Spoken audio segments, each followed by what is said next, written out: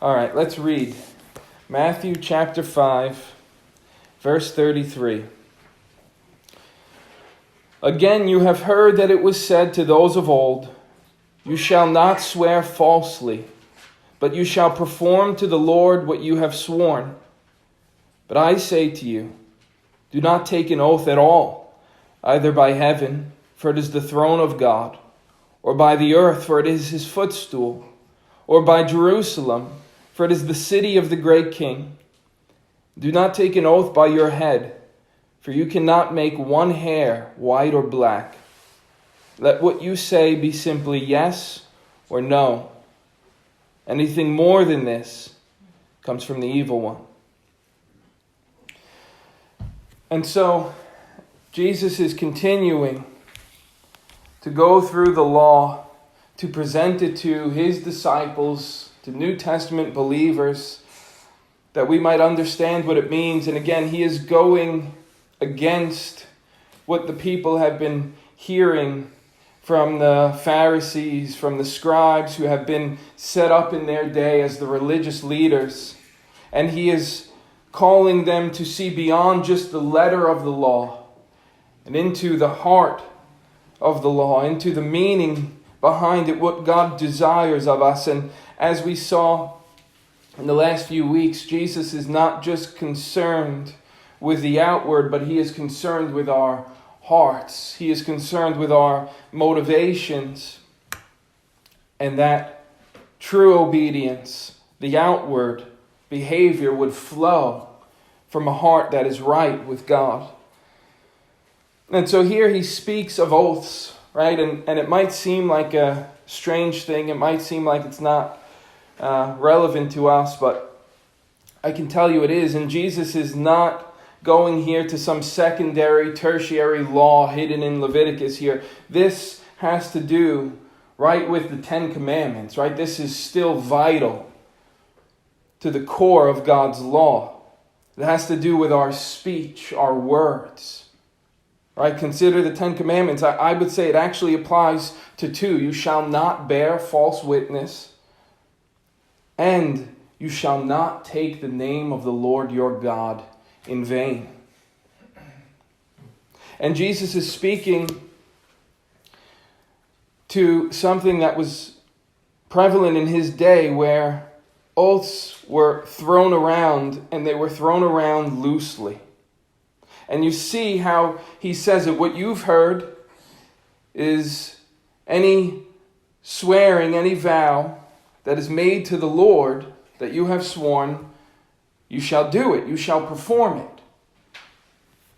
But the way the Pharisees looked at this is that they made all sorts of excuses. They made all sorts of workarounds to get past this.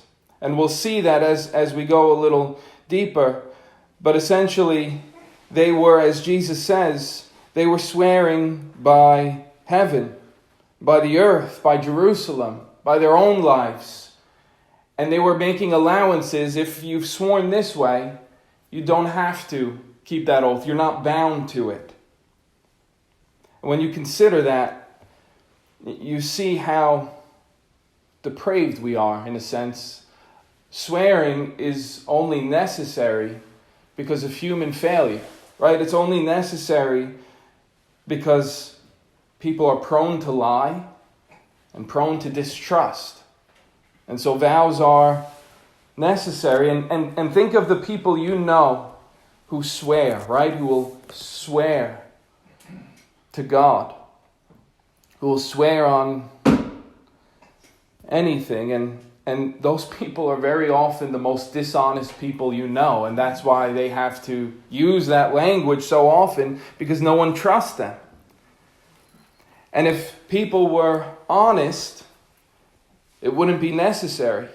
And if people were trustworthy, it wouldn't be necessary.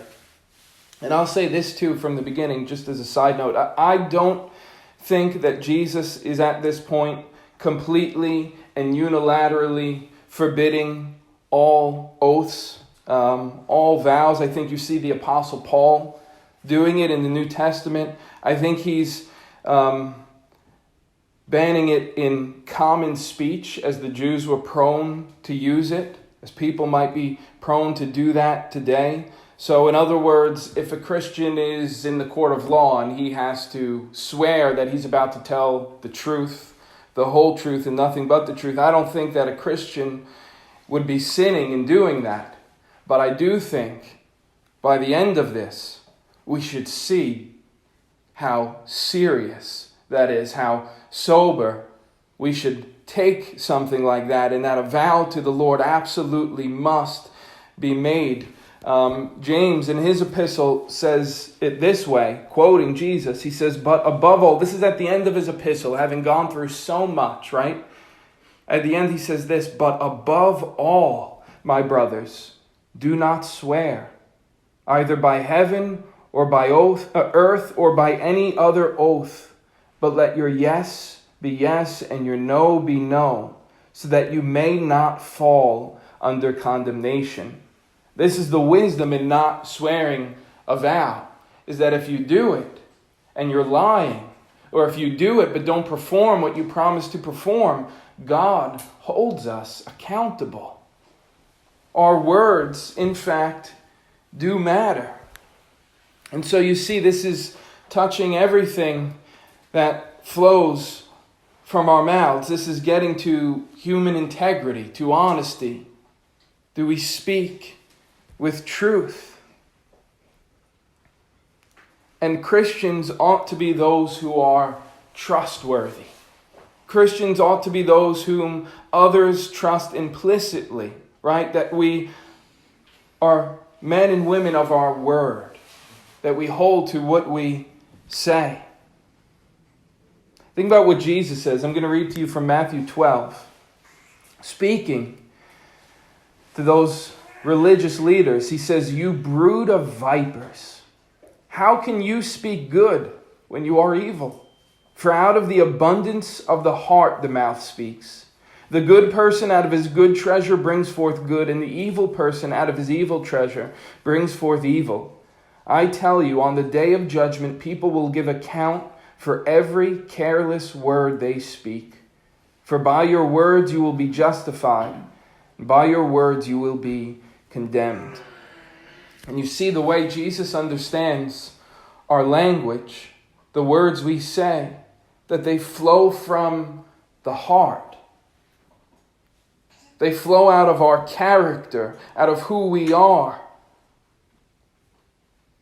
And so he says, an evil person, how could they be expected to speak good when they are evil? And James speaks the same way and would convict us. And he says, you, if you're Christians, if you're good, how do you speak evil of one another? How do you bless the Lord with your tongue and then with the same tongue dishonor your brother and sister? And so there's supposed to be a consistency. And as God is transforming our hearts, we ought to speak out of that new well. He says, on the day of judgment, people will give account for every careless word they've ever spoken. I quote that a lot. I think that is an important passage. It speaks to so much, right? The King James says, idle word. Consider, think about what that means. Every word you've ever said, and you forgot, you don't remember you said it. No one remembers you said it. But God remembers that you said it. And it matters. It counts. People will be held accountable for the words they speak. He says, by your words you will be justified, and by your words you will be condemned. How so? Right? If God is looking to our heart, if we speak a word carelessly, right? It's not even something we mean. It's not even something we thought through. We just said it. How is it that God can hold us accountable to that? Again, because everything that comes out of your mouth is flowing from the heart. It speaks to our nature. It speaks to who we are as Christians. It speaks to the new and the old at war within us, right? It speaks to the Spirit who is moving in us and cleansing in us and cleaning up our speech and making us honest. But there is still that old man that needs to be put to death. And so we're to be conscious of the importance of our language. Proverbs says, death and life are in the power of the tongue, and those who love it will eat its fruits. The one who loves to talk, who loves to speak, is going to eat the fruit of his speech, whether good or bad. Death and life are in the power of the tongue. Again, James talks about it at length. He says this small little muscle, right? The same way a little spark can light a fire in a forest, the same way a little rudder can direct the whole course of a giant ship, in the same way our little tongues have so much power. Think of it. Think of when you meet someone, right? What do you judge them by? Their speech, their conversation. Right? And at length, it teaches us who someone is. Right? So you might have a very nice conversation with someone in the line at the supermarket, and they might seem the sweetest person, and they might go home and beat their dog, right? But we're saying over the length of time, to truly get to know someone, it reveals who they are, the way they speak. It gives light to their true personality. Ephesians says, let no unwholesome talk come out of your mouths, but only what is helpful for building up the one in need and bringing grace to those who listen. Let your speech, Colossians 4:6, let your speech always be gracious, seasoned with salt, so that you may know how you ought to answer each person. When you hear that, it's not just a matter of saying, we're Christians, we don't curse, right? There's certain words we don't say. That's not the point. The point is, speak only what is wholesome, only what builds up. Don't just think about what we can't do, but what we should do. Look, I'm going to have you read one more passage. Hold your place in Matthew 5 and turn to Matthew 23.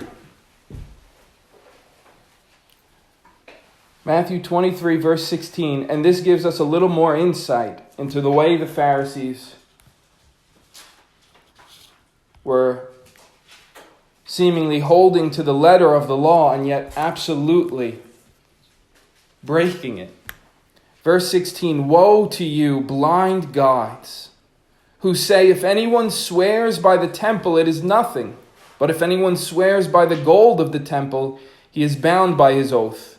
You blind fools, for which is greater, the gold or the temple that has made the gold sacred? And you say, if anyone swears by the altar, it is nothing. But if anyone swears by the gift that is on the altar, he is bound by his oath. You blind men, for which is greater, the gift or the altar that makes the gift sacred?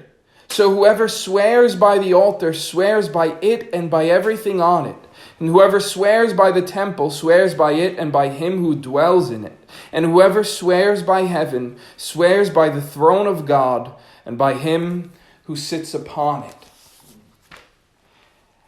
And so Jesus is speaking directly to this way in which they swore by heaven, by Jerusalem, by the temple, and did not hold themselves accountable to those oaths. They imagined the gold in the temple of more precious nature than the temple itself. Imagine that. You marvel at it. How does someone come to that point where the gold is more sacred to them than the temple? For one, they were greedy people. They were materialistic, as we're prone to be. But also they did not understand the nature of God. They did not understand what was sacred.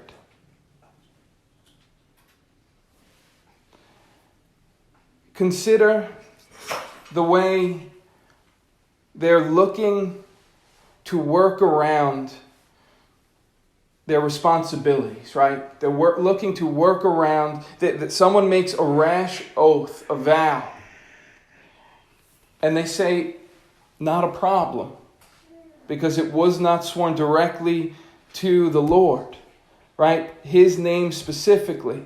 And they imagine that they're not taking his name in vain. And yet absolutely they are. The way Jesus sees things is according to the truth, right? That the temple is where God dwelt.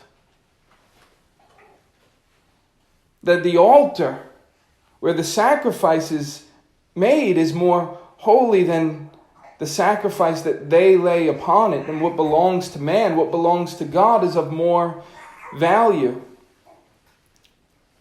And you try to think of it in our day, and this phrase that we hear very often came into my mind. And sometimes you see the way a church building is treated today in contemporary Christianity. And we hear so often that the church is not the building, the church is the people. And that God is everywhere, right? He's omnipresent, not just in one place. And that's true. Those are true words. And yet if God is holy, and if his people are holy, when we join together in a place together to seek him, isn't that a holy thing? Isn't that a sacred thing, right? Some of the stuff you see happening in church buildings and the way it's excused because this is just the building, and it's absolute foolishness and nonsense that goes on.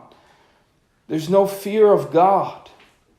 There's no concern with how we address him.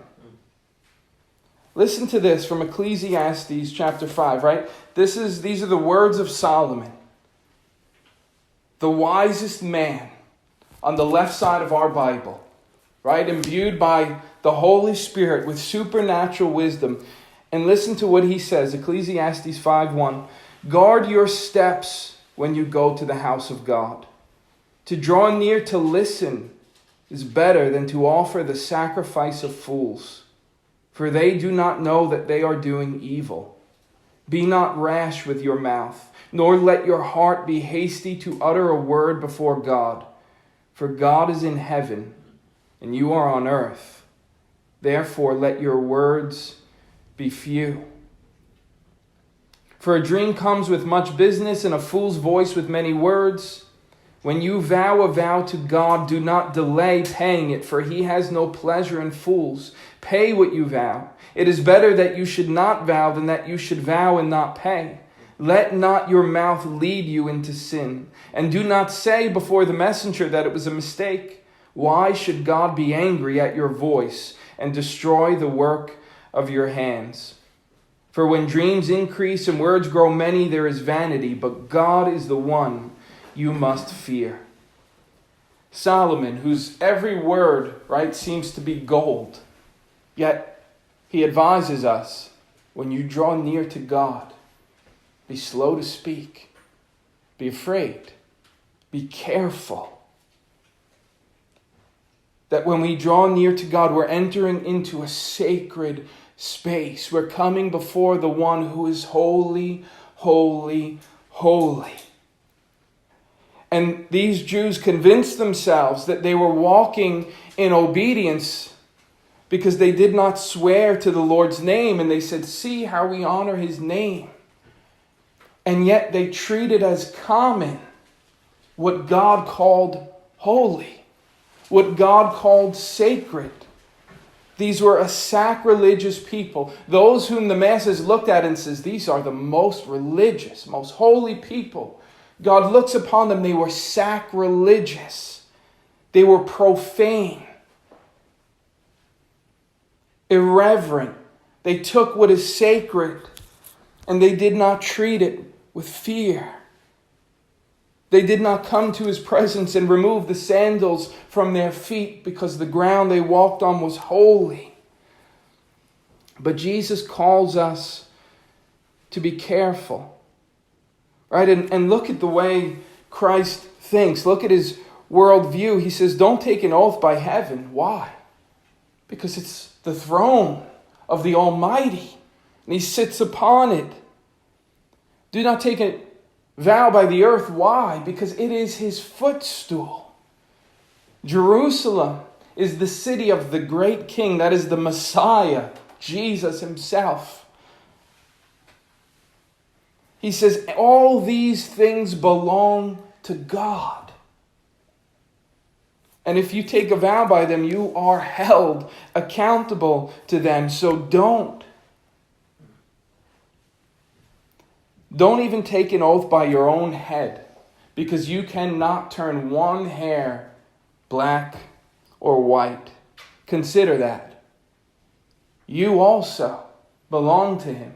Every soul, every body belongs to God, the Creator. We're so desirous, mankind, fallen man is so desirous of autonomy, right? Of the right to rule oneself, to say, this is my life, and I will do what I want with it. It's my body, and I will do what I want with it. And yet think about this little expression Jesus makes. Do you have the power to turn a single hair upon your head, white or black? What power do you have over your body? The heart that beats within our chest and sustains us even right now, we cannot make it stop, and we cannot keep it going. God is the one who sustains us. God is the one who has control over these things. And so we're not to be rash. We're not to be those who speak without thinking through what we say. And again, they are looking at this point to get around, right, God's law. They're looking basically to say, where's the line? And then we're going to come right up to the line. And that's where we're going to live, right? We can do that sometimes. Think like when a Christian asks the question, can I still be a Christian and fill in the blank? Can I still be a Christian and smoke? Can I still be a Christian and drink? Can I be a Christian and still get tattoos? Can I be a Christian and still do this thing or that thing? And there's a wisdom to look into all of that with, right? But when you hear questions like that, often the motivation behind it is, where's the line that I can't cross? How much can I get away with? Because I want to come right up to that line, and that's where I want to live. I want to get as much pleasure as I can right at this line, and I won't go over it. But that's not how the Christian life is to be lived. For one, to flirt with the line, right? To come and say, I'm going to plant my big toe right at the edge here. And to flirt with it. It's not long until you're past it. And you've gone too far and you're looking back and saying, I can still see it. We're safe. I still see the line. We can go back when we're ready. Before you've gone too far and fallen over the cliff and we're destroyed. But the life of a Christian, it should never even look like that, right? It's not to say, where's the line? Where's the things I must do, the things I must not do? What can I get away with? No. It's a relationship with our Father. To love what He loves, to hate what He hates, to walk with Him. Think of a relationship. If I and my wife made up these certain rules, here's what we don't do, here's what we must do, here's the line we can't cross, but we had no interaction, no communication, no love, right? We can still set up, a couple can say, we're going to go on a date night once a month. They can go through all these outward things, but if there is no connection of the heart, it's not real, right? And if we're walking with God, obedience isn't to say, here, like, what's the bare minimum? What do I have to do? What must I not do? And then the rest of it is freedom for me. It's true that there's freedom for the Christian. It's true that the Scripture has you shall and you shall not. And there's freedom in between. But there is a principle that guides us. Do all things for the glory of God. Right? That's how the Christian is to live. He's to do everything. She's to do everything for the glory of God and to think through all of her life, all of his days, for, does this honor him? Does this please him? The Apostle Paul says, whether you eat or drink, whatever you do everything for the glory of God, even in these small, seeming insignificant things. And so we're not to look for ways to be creative, to get around God's law. God will not be fooled. But rather, we should look for every opportunity to honor him and to bless his name. Then he says, let what you say be simply yes or no. For anything more than this comes from evil, or from the evil one. And again, what Jesus is saying is that our speech should be so upstanding, there should be such integrity in us, that we should always be careful to speak what is true, to say what is true, that we're trustworthy, that our yes is yes and our no is no, and everyone can trust us and receive that. And what we say we will do, we do. And anything more than this comes from evil. And it's interesting as you think about this, right? And we've said as we've gone through some of these commandments of Christ, that these commandments are not just arbitrary rules that God sets up, but they flow right out of the character, the nature of God. That we must be holy, for he is holy. That we're called to physical purity because God is pure. We're called to patience because God is patient. We're called to honesty. We're called to uphold what we say because God is truth and always speaks the truth, and every promise that God makes comes through. And yet there is this battle here between truth and lies, between good and evil. And as he says that there, to lie, anything more than that comes from evil. I think about what Jesus says in John chapter 8 when he is speaking to some Jews, right? Who it says they believed in him. And Jesus says, abide in my words. And then you are truly my disciples and the truth will set you free. And they say, set us free. We're children of Abraham. We've never been enslaved to anyone. But look how Jesus responds to them. Listen to this. This is John chapter 8, verse 39. They answered him, Abraham is our father. And Jesus said to them, if you were Abraham's children, you would be doing the works that Abraham did. But now you seek to kill me, a man who has told you the truth that I heard from God. This is not what Abraham did. You are doing the works your father did. They said to him, we are not born of sexual immorality. We have one Father, even God. You are of your father, the devil, and your will is to do your father's desires. He was a murderer from the beginning and does not stand in the truth because there is no truth in him. When he lies, he speaks out of his own character, for he is a liar and the father of lies. But because I tell the truth, you do not believe me. He says, you are of your father, the devil, who is a liar through and through. And the reason you hear him is because you're liars like he is. And the reason you don't hear me is because my words are true. And you don't believe the truth. You don't love the truth. You don't love the light. You love the darkness. And you love lies. Think about what Jesus says of Satan there, that he is a liar and a murderer. And you consider the garden, right, to go back. and Adam and Eve in the moment of temptation, and how Satan, that crafty one, manipulated them, lied to them, deceived them with his speech,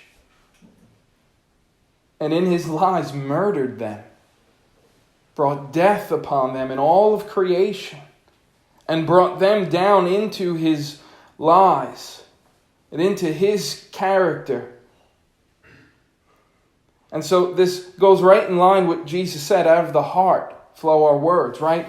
And Satan, through and through, is a liar. He is the father of lies. When you think of the New Testament, you see Jesus speak often of the enemy, of Satan. You see him speak directly to Satan. And when you look, again, on the left side of your Bible, when you look in the Old Testament, you see him there in the garden, and he's hiding. He's behind the scenes. You see him before God in Job, right? In the way he brings Job down into suffering. But Job never saw that. And he's hidden. But when Jesus appears, you see Satan and you see his army everywhere. It's like the lights have gone out, right? When the roaches are happy to hide in the dark corners when there's no lights on, but when the lights flick on, they scurry. When Jesus comes onto the scene, the light of the world, think about it. There were men and women who dwelt among their neighbors for countless years. And then Jesus gets off the boat. Jesus walks into the synagogue. Jesus comes into a room, and those demon-possessed people cried out, "What have you to do with us, Lord?" They bowed before him. You've come to banish us before our time. They revealed themselves. The light of Jesus revealed what was hidden. The enemy was always there. Satan was always there. And all of Israel's failures and all of the people of God and all of their sin, Satan was there behind all of it. We don't want to be those, as it said, see Satan behind every rock, behind every shrub. But as Christians, to have a mature understanding is to know that there is an evil one, and he has an army, and they are out to destroy us, and to steal, and to kill, and to destroy. And that lies, dishonest speech, look how Jesus says it, it's who it comes from. That's who's at work behind you, in your mind.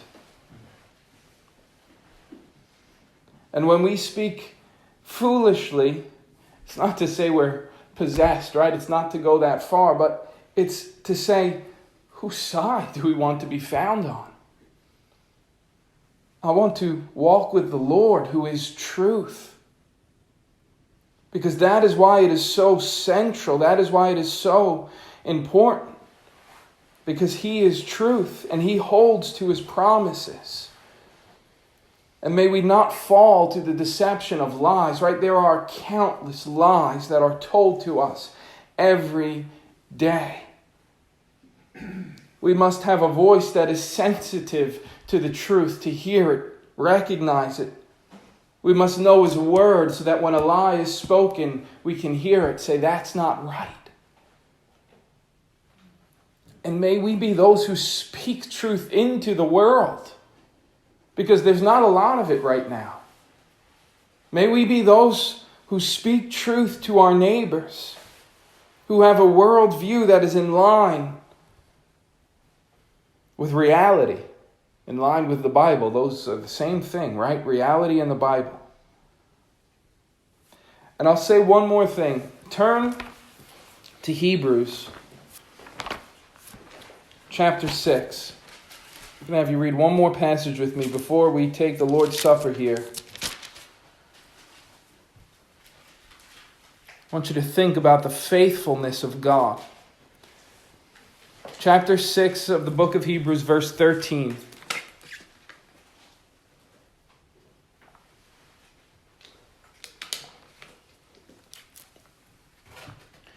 And I want you to think about this as we read.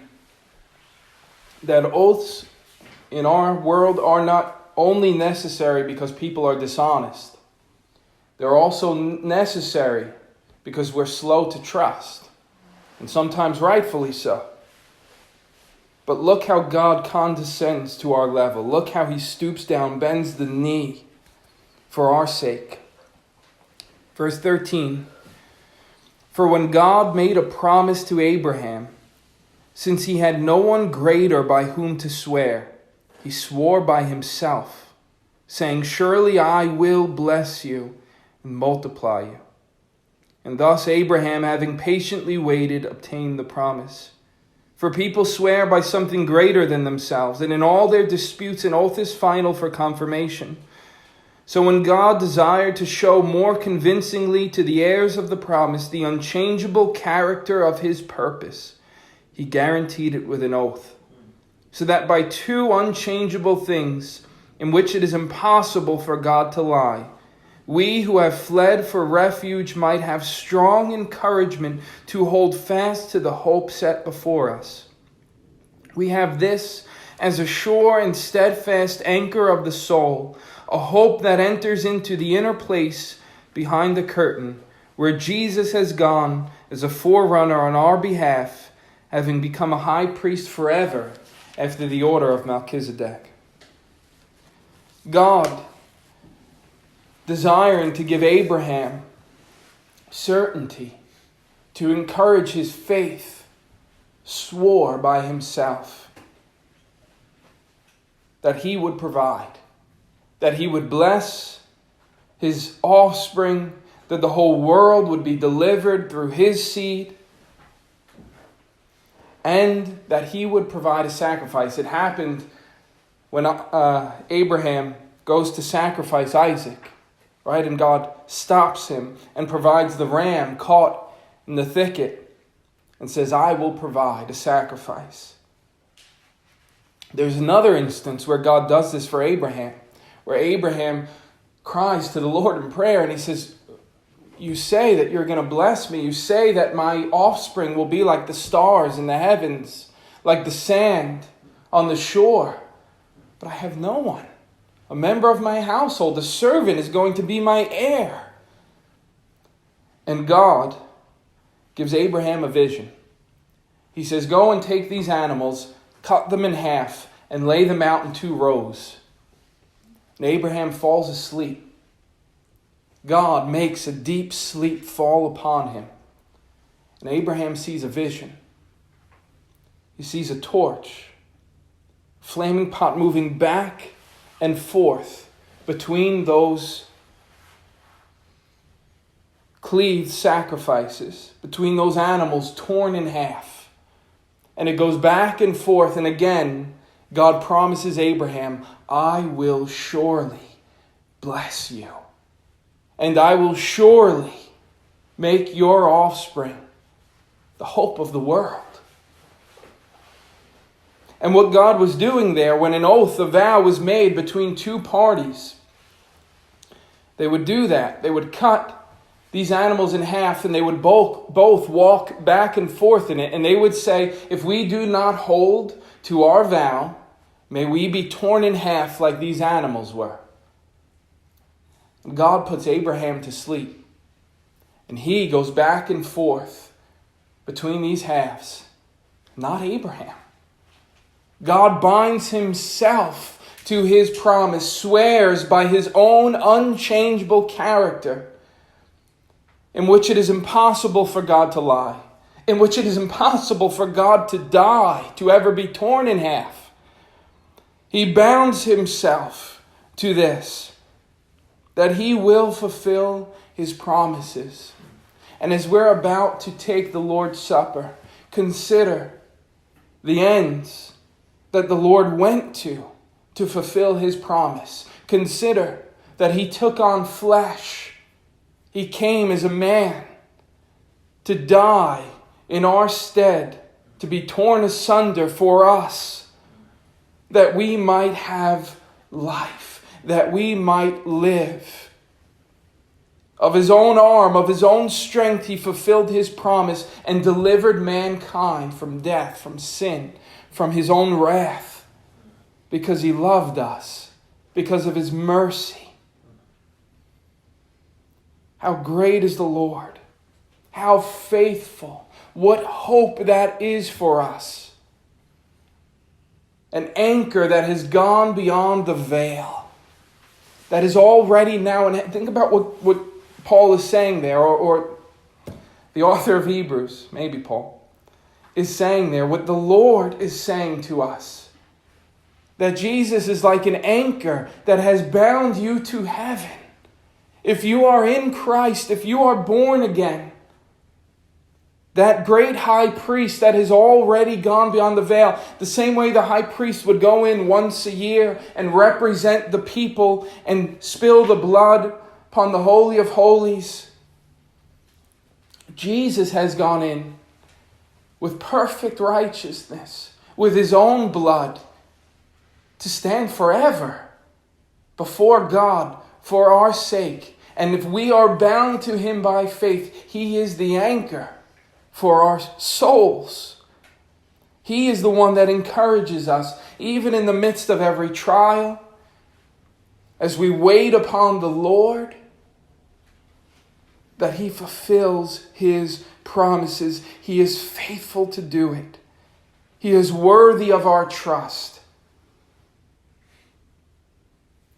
So, as we grab the Lord's Supper here, let's each come up one at a time.